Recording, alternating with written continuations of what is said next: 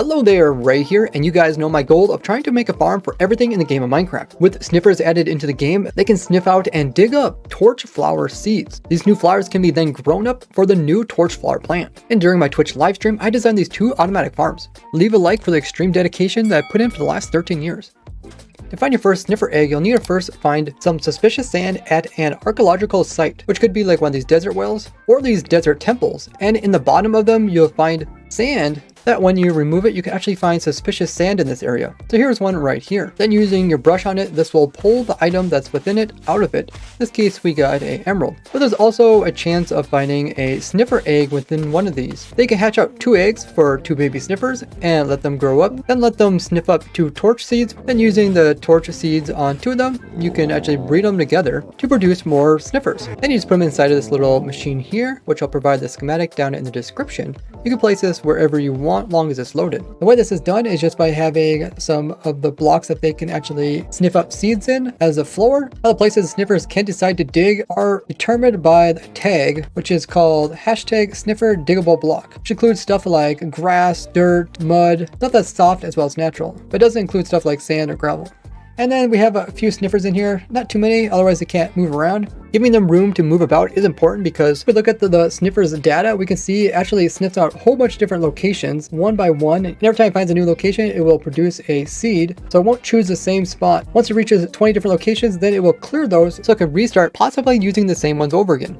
This way you can't just have a sniffer in one exact area for it to constantly produce seeds. Once it does find a seed, it also has a cooldown, which you can see here, which is called sniff cooldown, and it's an 8-minute long cooldown. And once it reaches 0, it can go ahead and find a new seed. And once they sniff up seeds, the items will just drop on the ground here. And then we have some water, which is hidden behind these trapdoors, and it's connected to some redstone and to a clock. We've just got a hopper clock here with all the slots filled with items, which is a little bit over 4 minutes. Once all the items are removed from one side, then it's going to switch over and move the redstone block over here, which is then going to turn off this. Then the water will flush all the seeds over to here, and over here we got some more water, which will move them all towards the center. We got a hopper, which will pick them up and pushes them into this barrel. You can see this farm actually produces quite a bit over time, despite only having a few sniffers and a small area. You can always expand this as big as you want to get as many seeds as you need. Because sniffers have that 8-minute cooldown timer, and this timer is about 4 minutes, it works really well. It gives them about 4 minutes of being able to sniff out seeds and 4 minutes of just sitting in some water. You could add some more redstone so they're not constantly sitting in water, but by doing this, it actually works the same and is a bit simpler.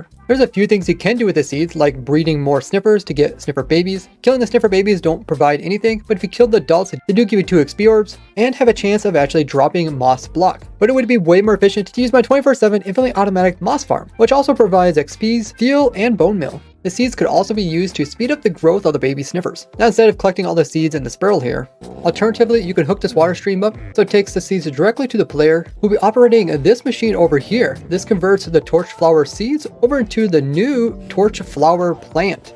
You can then plant the torch flower seed onto farmland. Now there is 3 stages to these torch flowers. There's age 0, which looks like this. Then there's chance for it to grow up every time you bone meal it. There's age 1, and then age 2 is the final stage. Or you can wait for the flower to grow up on its own. And hooking this up with a dispenser, we can have it grow it up automatically. And when broken by any means, it drops as an item.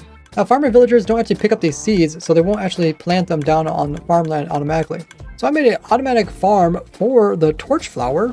Player would stand here, just hold the seeds, and this is on off switch. Then you stand in the corner here and just aim this corner and hold down right click, and it'll plant 1 seed at a time. And then what we got is some dispensers. We actually got 4 dispensers, 3 on this side and 1 above, which are all being filled up with bone meal. You can supply the bone meal from chest. If you would add in a bone meal farm to this, like the ones I show in this playlist here, then the system becomes an infinitely automatic torch flower farm. With 4 dispensers, the flower grows up very quickly, so that the large majority of time when it's broken off, it is a flower. Otherwise, if it breaks early, it just drops the seed again, which a player will just pick up again and replant. And they're all being activated by this observer clock here, which is also coming around the back after a short delay, and updating this piston, which is pushing a gate in there to just break off the seeds once they're fully grown. On average, every single one of these flowers to grow fully takes about 2.5 bone meal.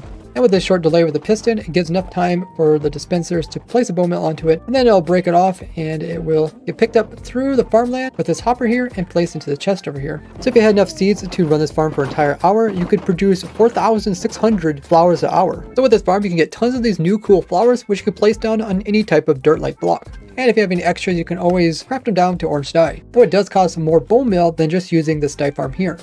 The entire farm is quite small, and I use quasi connectivity to actually power most of the dispensers, so we only have a single redstone dust. In Bedrock Edition, you can switch out the note blocks with redstone dust. It is optional to have the on and off switch as well as extra storage. For the latest versions of these farms, look in the description. Check out this playlist where I made a farm for thousands of unique items in the game, or this one about simple machines and farms. Thank you everyone who joined my live streams and pointed out ways I can improve upon my farms. You can always see the entire building process archived in my Twitch videos. Thank you for watching. I'll see you in the next one. Bye bye.